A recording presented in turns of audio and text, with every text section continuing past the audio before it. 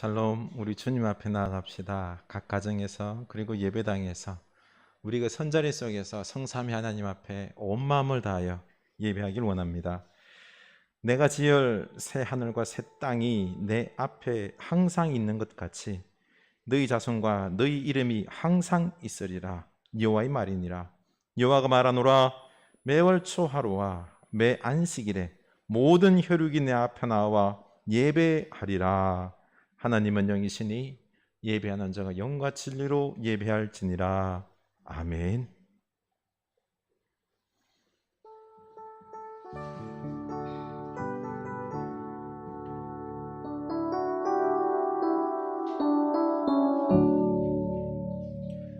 하나님, 우리를 불러주셔서 예배할 수 있게 하시니 너무 감사합니다. 우리를 주의 몸된 교회 안에서 항상 바라보고 계시며 우리들에게 예배하라고 말씀하셨사오니 주님, 우리가 선자리 속에서 오직 성삼위 하나님만 바라보며 우리의 온 마음과 우리들의 일주일의 삶과 모든 것을 드려서 예배하오니 우리들의 예배를 기뻐 받아 주시옵소서. 이 코로나 시대에 어려운 가운데 있지만 오직 하나님 바라보며 하나님께서 주권적으로 길을 여시고 역사하시고 또 새로운 시대를 준비하심을 우리가 믿고 주님 앞에 예배하오니 우리들에게 마음의 평안을 주시고 우리들의 눈을 밝게 하셔서 주께서 비춰주시는 그 길을 볼 수 있게 하여 주시고 날마다 하나님이 주신 은혜와 능력으로 승리하는 주의 백성들 다 되게 하여 주시옵소서. 오늘 임재하옵소서. 우리들의 마음을 위로하시고 우리들의 마음을 강하게 하여 주시고 우리가 온전히 주님만을 붙잡고 말씀 듣고 살아가는 저희들 다 되게 하옵소서. 예수님 이름으로 기원하옵나이다. 아멘. 지극히 높은 주님께 나아갑시다.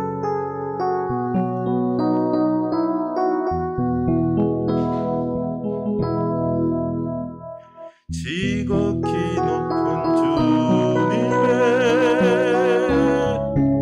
낮이 성소로 들어갑니다.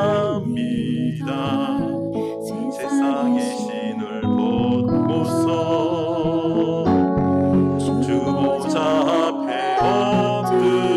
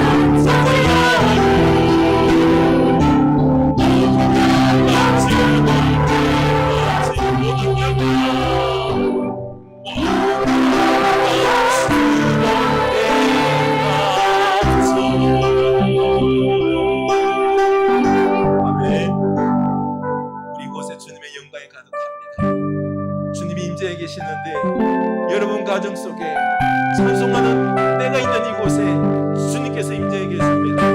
고백합시다. 주님, 우리의 예배를 받아주시옵소서. 우리의 죄악을 사하여 주시고 우리의 기도에 응답하여 주시고 우리들의 이마음 받아주시고 우리들의 일주일의 연약 감사함 받아주시고 우리가 예배할 때 하나님 기뻐하시고 우리에게 필요한 은혜들을 채워주시옵소서. 말씀하여 주시옵소서. 강한 믿음 허락하여 주시옵소서. 성령의 권능을, 성령의 은사를 부어주시옵소서. 우리 다같이 주님을 갈망합시다. 주님을 찬양합시다. 기도합시다. 하나님 아버지, 우리 이 세상 살아갈 때에 삶이 이렇게 피곤하고 어려울 때 원망함이 아니라 더욱더 주님께 가까이 나아가고 주님을 붙잡을 수 있는 우리들의 믿음이 되기를 원합니다. 주여, 주님의 영광은 가득합니다. 세상이 아무리 힘들고 어려울지라도 주님의 영광이 힘이 된 것이 아니라 주님의 영광은, 주님의 권능은, 주님의 능력은 항상 동일하십니다. 하나님, 우리가 믿음으로 감당하게 하여 주시옵소서. 믿음으로 주님을 붙잡게 하여 주시옵소서. 하나님, 우리가 시험 떨지 않게 하여 주시옵소서.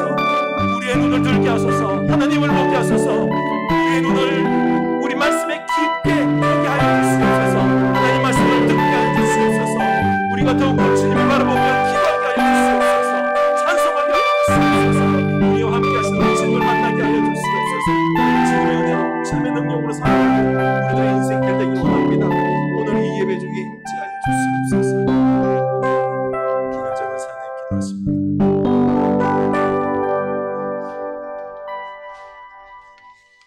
기도드리겠습니다.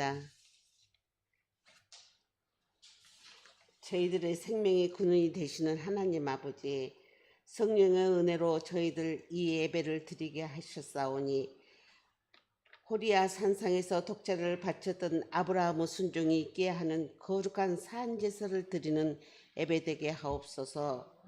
세상에서 썩어 없어질 욕망으로 말씀보다 재물만을 요구했던 미련함을 회개를 통하여 거룩한 구별이 있게 하시고 기뻐하는 자가 되어 예수님을 영접하는 위대한 마음 문을 열게 하여 주시옵소서. 흐르는 교회가 세상의 불행과 고통이 주의 자비로운 은혜가 모든 것을 해결되는 하나님과 인간이 만날 수 있는 지성소가 되게 하옵소서. 주님이 사랑하시는 사자님 다니엘에 세워주신 주님의 뜻대로 어떤 어려움도 승리하게 하시고 말씀 대언하실 때 듣는 길을 열어주시어 말씀으로 우리들의 인격이 변화되어 믿음의 헌신이 있게 하시고 말씀의 건의가 있게 하여시어 아버지를 알고 아버지께서 주시는 풍요로움으로 사는 복을 누리게 하옵소서. 힘든 나날을 주님께 맡기고 기도하는 선교사님들, 하나님과의 관계에서 어떤 불편함도 없게 하시고 처음 가졌던 열정을 다시 찾아 당황했던 신을 벗고 나그네 길을 끝내게 하시고 예수님께서 함께 계심을 발견하여 은혜의 길을 걷게 하여 주시옵소서. 영적으로나 육적으로 괴로움을 당하여 탄식하는 소리를 들으시고 그들을 구원하러 주님을 우리에게 보내신 하나님 아버지, 우리가 병들어 기도해도 응답이 없고 지원되어도 우리가 필요로 하는 모든 하는 만큼 하나님께서 안타까워하시고 주님을 사랑하고 인정하는 자들에게 성령으로 감동하여 주시옵소서. 구프렌즈 어린이들이 어떠한 상황 속에서도 예의 바르게 행동하는 습관을 생활하게 하시고 세계 어느 곳에 가든지 국제적인 사람으로 성령의 매너를 가지게 하옵소서. 우리의 모든 기도에 응답하여 주시고 십자가로 인류의 죄를 대신하신 주님, 우리로 남은 고난과 허물을 대신 짐으로 주님을 만나게 하옵시고 주님을 닮은 기쁨이 있게 하여 주시옵소서. 부족한 죄인 침묵의 기도를 드리겠습니다.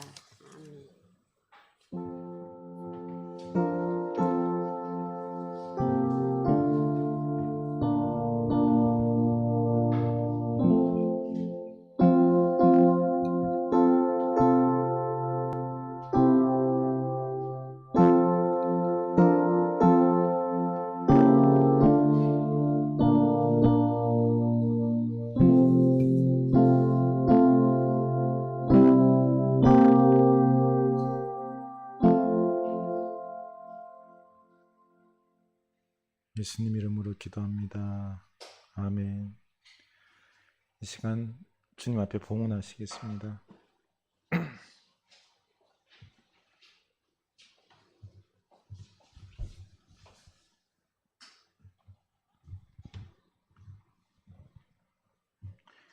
기도하시겠습니다. 하나님 아버지, 주님 앞에 빈손으로 나오지 아니하고 이 귀한 예물을 온 마음 다하여 바칩니다. 주님 기뻐 받으시고 하늘의 신령한 것들로, 이 땅에 기름진 것들로 채워 주시옵소서. 하나님, 바라옵건대 우리 일터 속에서 얻은 이 10의 1조를 구별하여 이 모든 것이 하나님의 은혜임을 고백하며 드리오니 하나님께서 기뻐 받으시고 당신의 백성들 열심히 일터에서 일할 수 있게 하시고, 무엇보다도 지혜와 권능도 부어주셔서 능히 감당하게 하시고 모범이 될 수 있게 하여 주시고, 또 함께하는 자 중에 어려운 자, 약한 자 함께 도우며 나아갈 수 있는 그런 공동체의 마음들도, 긍휼히 여기는 마음들도 허락하여 주시옵소서. 하나님, 저희가 10의 1조뿐만 아니라 선교의 마음을 담아서 선교헌금을 드립니다. 하나님, 이 예물이 쓰이는 것마다 생명들이 살아나는 이 악하고 고통스러운 세상에 복음이 증거됨으로 그 땅에 사랑과 평화가 넘쳐날 수 있는 그 축복이 있게 하여 주시옵소서. 감사의 예물 드립니다. 어려운 중에도 감사할 수 있는 믿음 허락하여 주시옵소서. 주님, 믿음으로 감사하며 다시 일어서서 더욱더 강건한 마음으로 하나님 붙잡고 나아갈 수 있는 우리들의 믿음 아버지 허락하여 주시옵소서. 하나님의 나라 일구길 원합니다. 주의 복된 교회를 든든히 세우기를 원합니다. 아버지, 감당해야 될 저희들에게 건강 주시고 물질도 주시고, 무엇보다도 우리 자녀선들 잘 양육하여서 훈련시켜서 이 나라의 지도자를 세울 수 있도록 하나님께서 곱절의 은혜들과 필요한 축복들을 부어 주시옵소서. 예수 그리스도 이름으로 감사하며 축복하며 기도드리옵나이다. 아멘.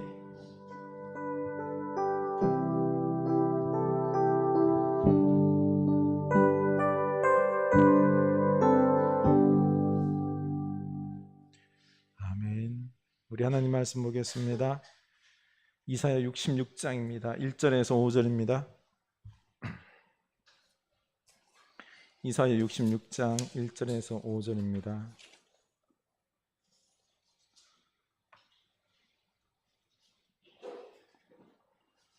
우리 다 같이 한 목소리로 읽겠습니다. 여호와께서 이와 같이 말씀하시되, 하늘은 나의 보좌요 땅은 나의 발판이니 너희가 나를 위하여 무슨 집을 지으랴? 내가 안식할 처소가 어디랴? 나 여호와가 말하노라. 내 손이 이 모든 것을 지었으므로 그들이 생겼느니라. 무릇 마음이 가난하고 심령에 통회하며 내 마음을 듣고 떠는 자, 그 사람은 내가 돌보려니와, 소를 잡아 드리는 것은 살인함과 다름이 없이하고 어린 양으로 제사 드리는 것은 개의 목을 꺾음과 다름이 없이하며, 드리는 예물은 돼지의 피와 다름이 없이하고 분향하는 것은 우상을 찬송함과 다름이 없이 행하는 그들은 자기의 길을 택하며 그들의 마음은 가증한 것을 기뻐한즉 나 또한 유혹을 그들에게 택하여 주며 그들이 무수하는 그것을 그들에게 주며 임하게 하리니, 이는 내가 불러도 대답하는 자가 없으며 내가 말하여도 그들이 듣지 않고 오직 나의 목전에서 악을 행하며 내가 기뻐하지 아니하는 것을 택하였음이라 하시니라. 여호와의 말씀으로 말미암아 뜨는 자들아, 그의 말씀을 들을지어다. 이르시되 너희 형제가 너희를 미워하며 내 이름으로 말미암아 너희를 쫓아내며 이르기를, 여호와께서는 영광을 나타내사 너희 기쁨을 우리에게 보이시기를 원하노라 하였으나 그들은 수치를 당하리라 하셨느니라. 아멘. 이 말씀이 우리에게 믿음으로 다가와서 축복이 될 수 있기를 원합니다. 교회 소식 나누겠습니다. 우리 서로에게 축복합시다. 쉬며 기도하며 일어섭시다. 쉬며 기도하며 일어섭시다. 예, 이제 하반기도 벌써 시작이 되었죠, 그렇죠? 날씨도 선선하고 한데 우리 좀 더 기도하고 말씀 앞으로 나아가서 힘을 얻을 수 있기를 원합니다. 캄캄하지만 하나님께서 길을 여실 줄로 압니다.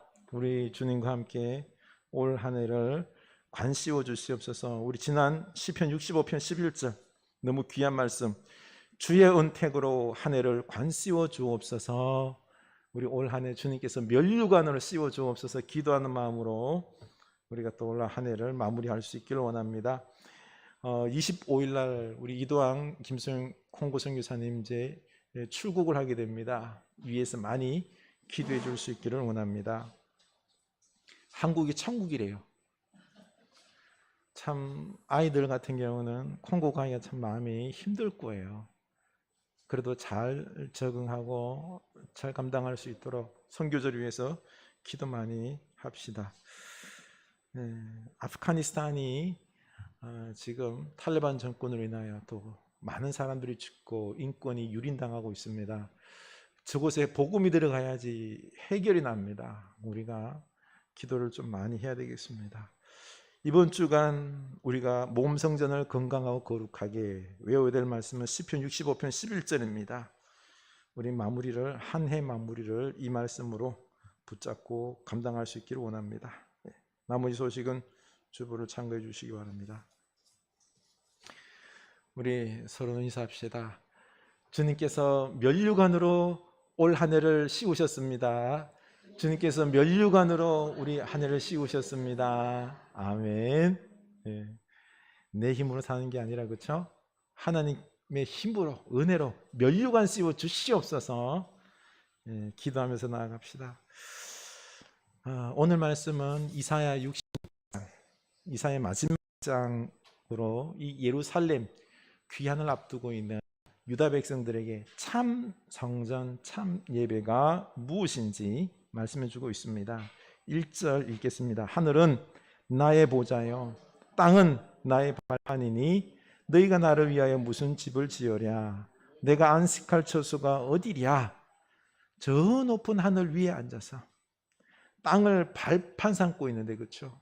우리 하나님은 우주보다 크고 위대하신 그 크신 하나님께서 이 예루살렘 성전에 안식을 취할 수 있겠느냐?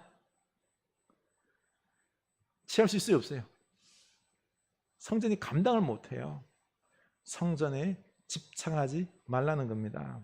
개미가 열심히 집을 짓고는요, 우리를 부르면서 이 흙집에 와서 안식하십시오.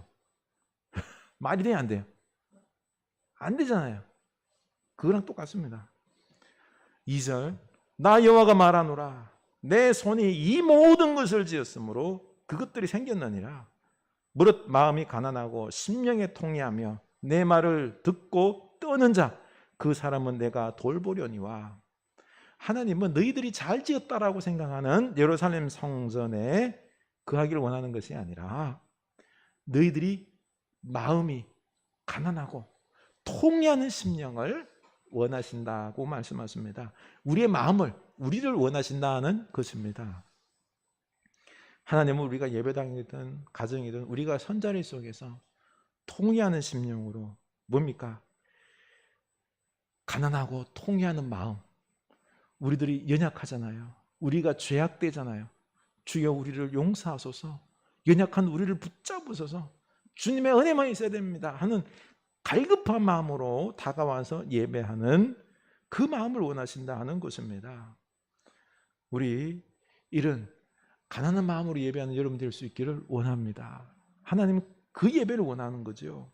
오늘날 한국교회는 막 웅장한 성전에서 화려한 악기와 찬양 그리고 첨단 미디어를 통해서 예배를 막 화끈하게 드리려고 합니다. 그런데 이런 도구들이 가난하고 통회하는 심령으로 예배할 수 있도록 돕는 도구가 된다 그러면 참 좋아요. 그런데 자칫 드리는 예배가 아니라 보는 예배, 성도가 관중이 되어버리는, 또 감정의 눈물은 있지만 말씀이 없는 경우가 많습니다. 하나님은 보는 예배가 아니라 드리는 예배 되기를 원합니다. 우리와 깊은 영적인 만남을 원하신다는 거죠. 우리 하나님과 만나는 예배가 될 수 있기를 원합니다.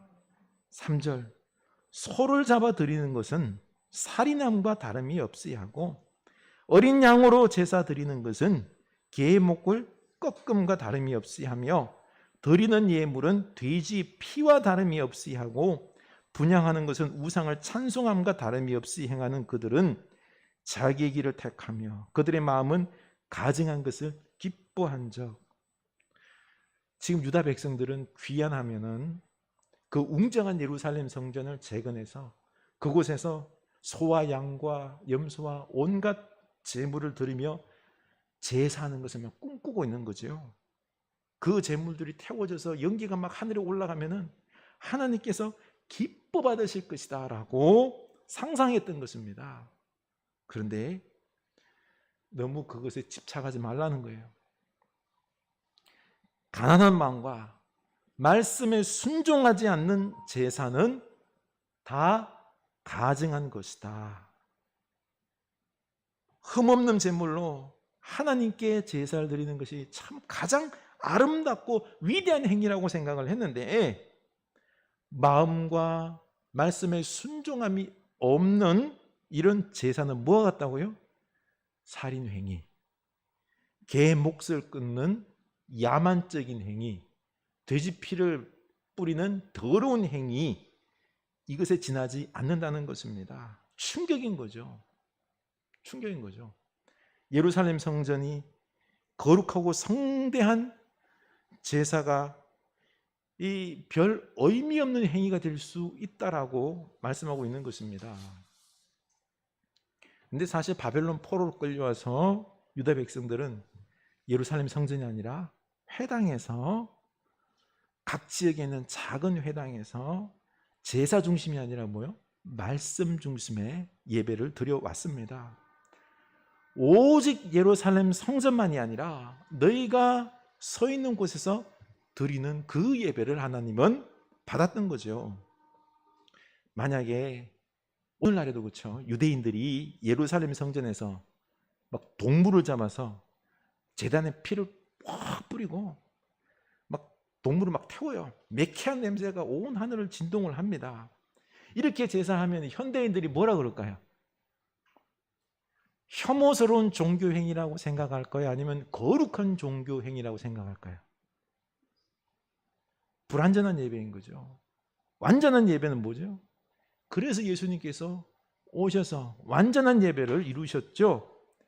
친히 제물이 되셔서 십자가에 돌아가심으로 부활하셔서 단 한 번의 죽으심으로 완벽한 제사, 완전한 제물이 되셔서 영원한 제사를 이루어 주셨습니다. 예배의 완성을 주님께서 이루신 것입니다. 동물 제사 필요 없는 거예요. 그렇죠? 그래서 하나님은 이제 예루살렘으로 돌아가면 옛날 패러다임에 집착하지 말라는 것입니다. 그 야만적인 짐승 피 뿌리는 이런 것보다 제발 너희 마음을 내게 달라. 제발 내 말을 듣고 순종하는 이 새로운 예배를 준비하라는 거죠. 우리도 코로나 바이러스로 예배당에 모여서 예배하는 것을 못했습니다. 보니까 오늘 또 왔다 갔는데요. 구청에서 우리 교회 한 10명 정도 예배 더 할 수 있대요. 뭐 오실 수 있는 분들은 좀 더 오셔도 됩니다. 이제는 이 예배의 어떤 형식적인 부분보다 본질적인 부분이 있죠. 오직 하나님을 사랑하고 교제하는 것을 회복하라는 것입니다. 여러분, 코로나가 종식이 될까요, 안 될까요? 네? 종식이 안 되겠죠? 보니까 막 변이가 발생하면서 그렇죠? 독감처럼 우리는 코로나와 함께 살아야 할 수도 있습니다. 지금 뭐 전 세계적으로 델타, 감마, 람다 변이 하면서 뭐 백신이 무용지물이 되었습니다. 왜 하나님은 우리가 이렇게 고통스러워하는데도 백신을 만들었음에도 불구하고 이 코로나를 없애버리고 여기서 끝내버리고 그렇죠? 일상적인 삶을 왜 회복시키지 않으실까요? 그 이유는 우리가 그 원인을 해결하지 않기 때문입니다. 이것은 개인의 문제를 넘어서 인류의 문제입니다. 탐욕과 대량 생산, 대량 소비, 대량 이산의 탄소와 그리고 폐기물들을 배출하면서 이 지구를 지금 파괴시키고 있습니다. 이걸 회개해야 되는데 안 합니다. 우리가 산업화 이후 100년 동안 뿜어낸 탄소는 지구 평균 온도를 1도를 상승시켰습니다. 앞으로 10년 안에 한 0.5도까지 올라간다고 합니다. 여러분들이 1도 오르는 게 뭐 되수냐라고는 생각을 하고 있는데 아닙니다. 우리 체온이 36.5도, 37도 되는 여기서 1도 올라가면 어떻게 돼요? 몸이 막 으실으실하죠. 그렇죠? 오한이 오고 머리가 띵하고 그러지 않습니까? 똑같은 겁니다. 1.5도 올라가서 38도 막 넘어가면 벌벌 절절 끓으면은 병원에 입원해야 되는 거죠. 똑같은 겁니다. 지금 기온이 1도 상승했는데 열돔 현상, 막 폭우가 쏟아지고 있지 않습니까? 코로나와 전염병이 기승을 부리는 것입니다. 금방 이제 1.5도 올라갑니다. 그러면 재앙이 지금보다 곱절이 됩니다. 2도 올라가잖아요. 회복이 안 돼요. 어떤 일이 벌어질지 모릅니다. 여러분, 지금 폭염, 폭우가 쏟아지고 있는데요. 그 원인이 뭘까요? 남극, 북극이 기후온난화로 인해서 올라갔어요. 그러면서 제트 기류라는 게 있습니다. 이게 제트 기류가 느슨해졌어요. 이렇게 돼야 되는데 느슨해져서 공기순환이 빠르질 않아요. 느려 터졌습니다. 그래서 한번 덥기 시작하면 이게 한 이틀 덥고는 어떻게 돼요? 비가 와야 되는데 그냥 2주일 동안 주구장창 3주간 우리 열돔이 있었잖아요. 그렇죠? 그때 중국, 일본은 뭐가 있었죠?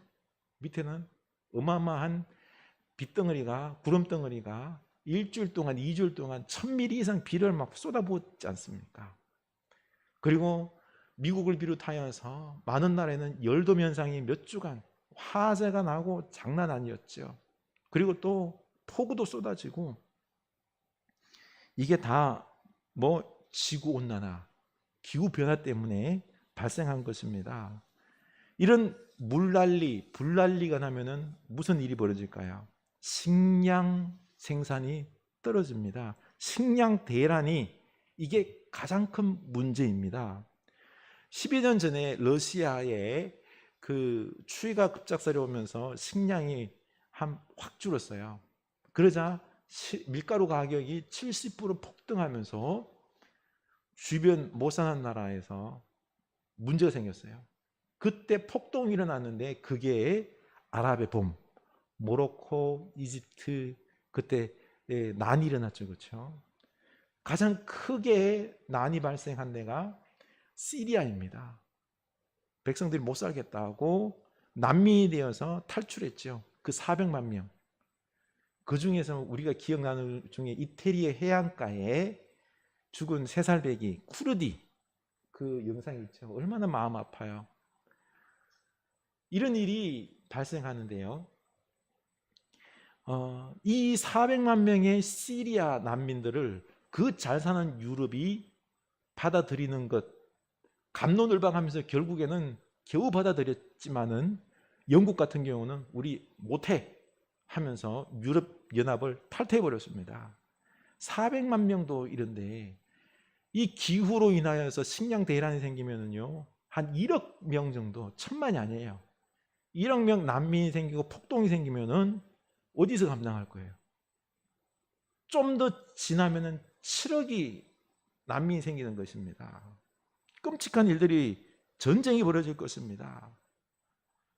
또 이런 문제뿐만 아니라 코로나를 비롯해서 사스, 메르스, 지카 바이러스, 에이즈, 에볼라, 신종플루 2, 3년에 걸쳐서 이 계속적으로 유행이 왔죠. 그렇죠?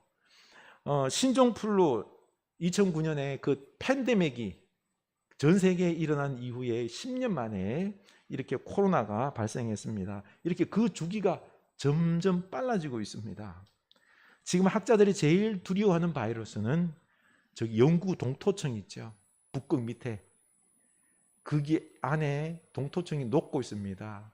안에 있는 탄저균 그리고 바이러스가 얘네들이 나와버리면은 무슨 일이 벌어질지 모른다는 거죠.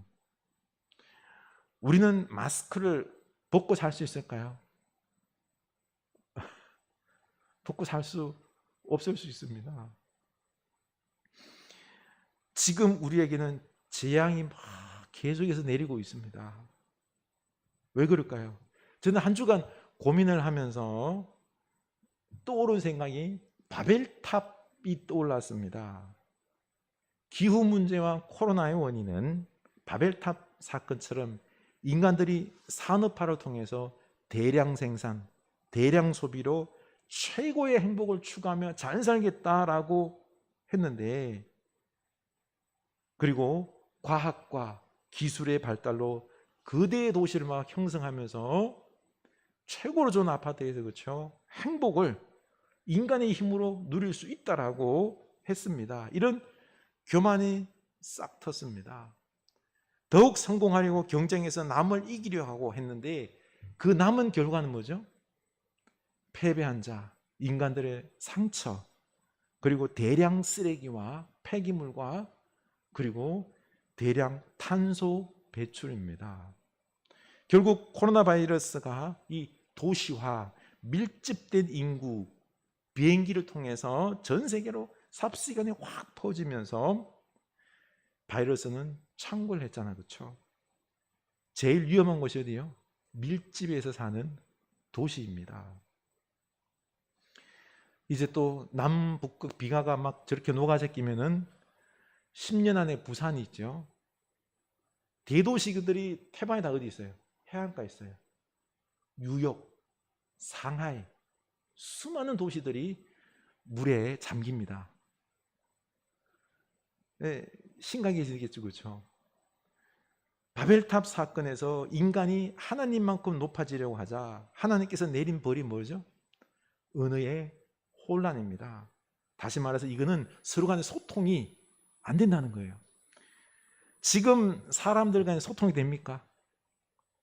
서로 경쟁하며 속여서 사기치려고 그러고 올라가려고 그러죠, 그렇죠?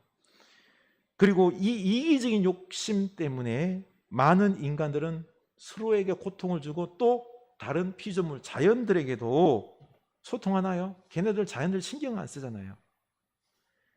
결국 이 지구의 고통, 기후의 변화를 보며 고통스러워하고 이게 바로 내 죄인 줄 알고 죄책감을 가지고 소비를 줄여야 하는데 이걸 줄일까요?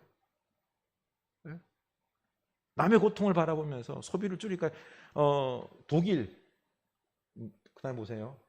독일에 보면은 환경을 위해서 소비를 포기할 수 있다라고 말한 사람이 82%. 막 소비할 때요 죄책감을 느낀대요. 그리고 그 다음에 보면은 저 여자 있죠, 그렇죠? 프랑스 여자인데 한국 오는 게 그렇게나 소원이었는데 비행기 타고 한국 올 때 죄책감이 들었대요. 왜냐하면은 항공기에서 뽑아내는 배기가스가 이 지구를 오염시킨다고 생각하니까 너무 마음이 아팠다는 거죠. 이렇게 소비할 때 죄책감을 여러분 느낍니까? 비행기 타고 막 놀러 다닐 때, 여행 다닐 때 어때요? 기분만 좋지 죄책감을 느낍니까? 이제는 소비할 때 이런 마음을 느껴야 됩니다. 결국 인간이 살 수 있는 길은 흩어지는 것밖에 없습니다. 우리는 이 도시를 떠나기를 원하지 않습니다. 우리는 이 편한 삶을 더 누리고 싶습니다. 그런데 전 세계는 강제적으로 흩어지게 될 것입니다. 지금 경제적으로 고통스러워하는 자영업자분들, 죄송한데 이 도시에서 먹고 살 수 없습니다. 살기 위해서는 흩어져야 하고 이제는 돈 많이 벌어서 성공하겠다 이거 다 내려놔야 됩니다. 소비를 줄이고요. 그냥 함께 살아가는 겁니다. 함께.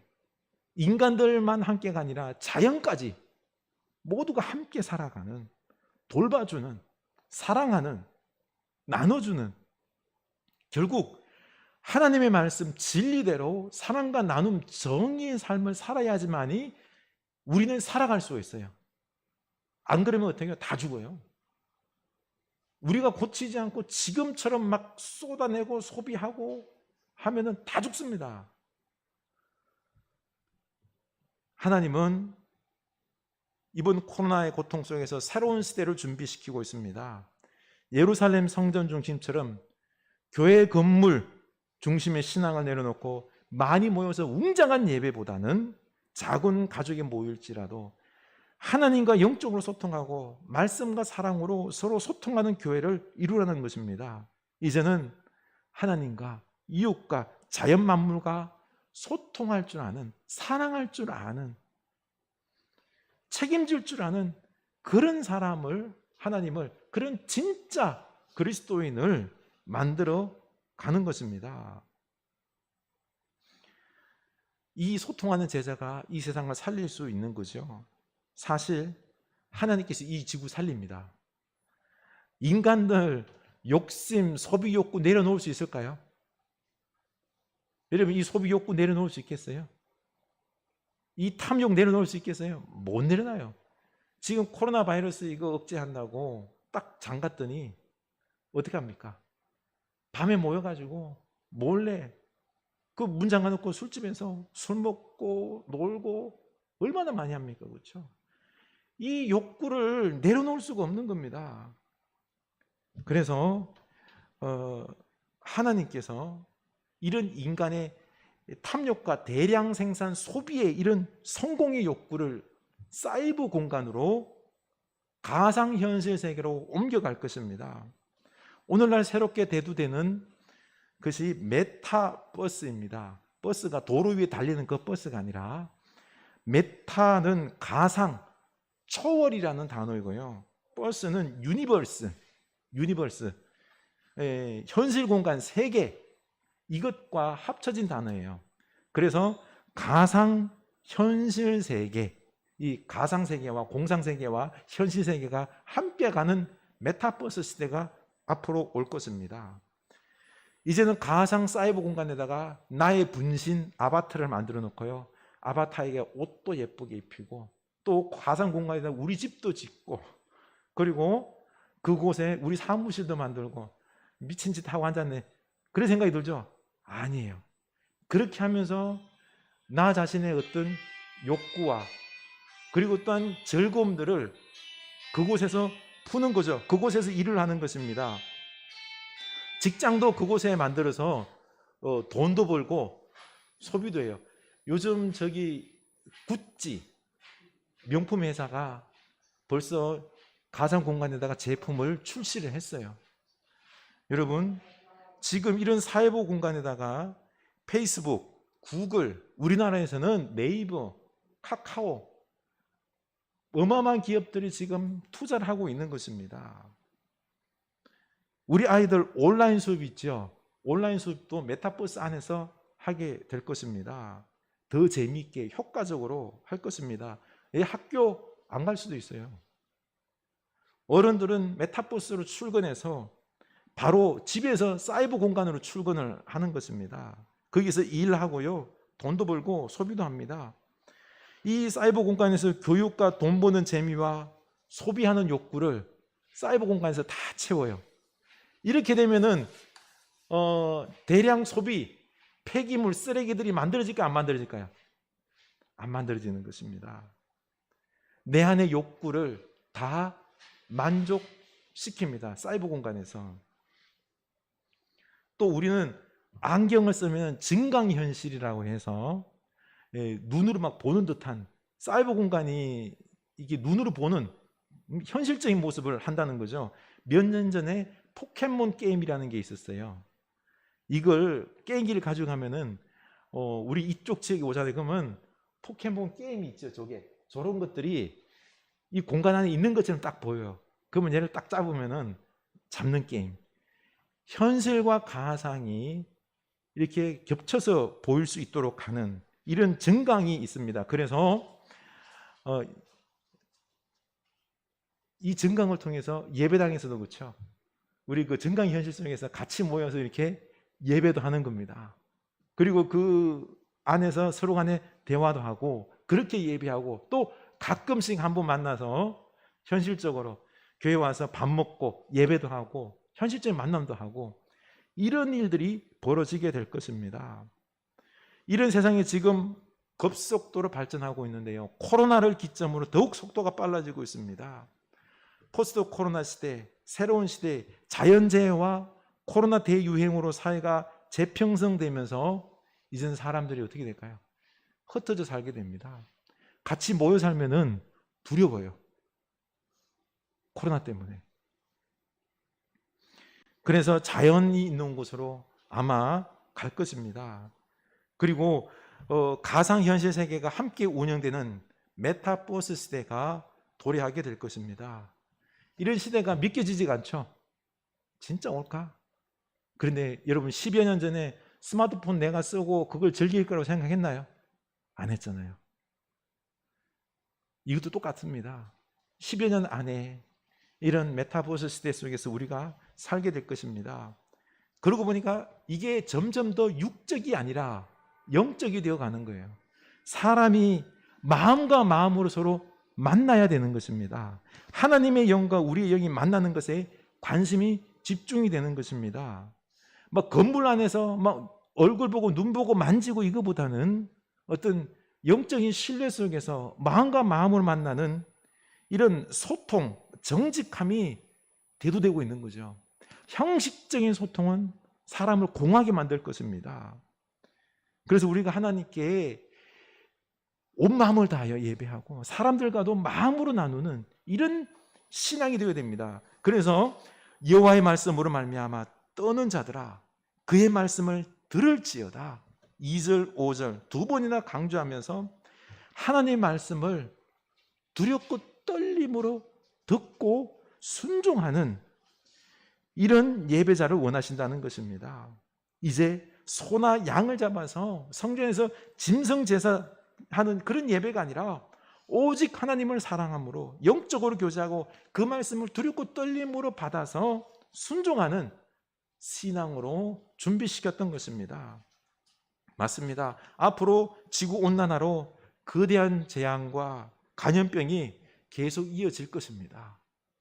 이 가운데 우리 사회는 급격한 변화가 일어날 것입니다. 아마 시골로 여러 지역으로 흩어질 것입니다. 그리고 메타버스 시대가 본격화되면서 가상현실 세계를 우리는 살아가게 될 것입니다. 우리는 하나님과 영적인 소통을 하면서 그 말씀을 두렵고 떨림으로 듣고 순종하며 살아가는 이런 사람이 되어야 될 줄로 압니다. 영적인 사람, 투명한 사람, 정직한 사람.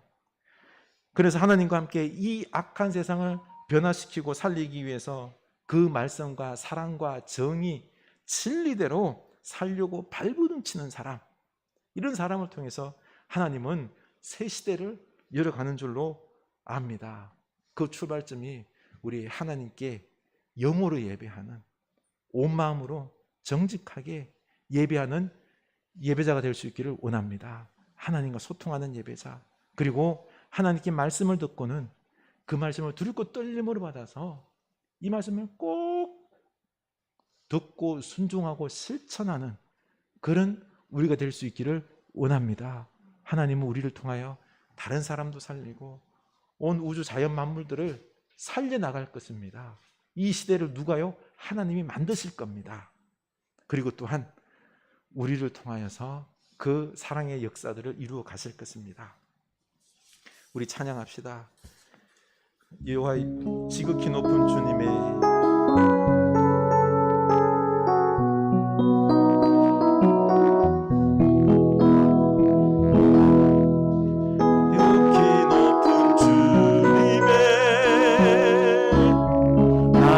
성소로 들어갑니다. 세상의 신을 얻고서 주보자 앞에 엎드리리.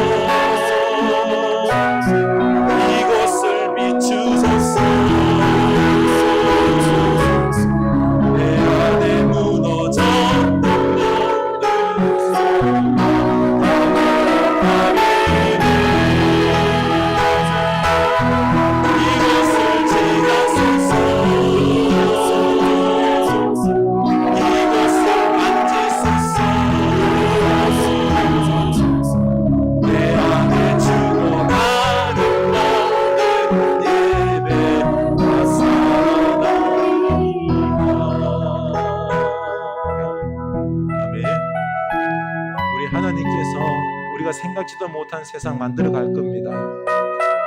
우리가 지금 재앙 가운데 어려운 가운데 있습니다.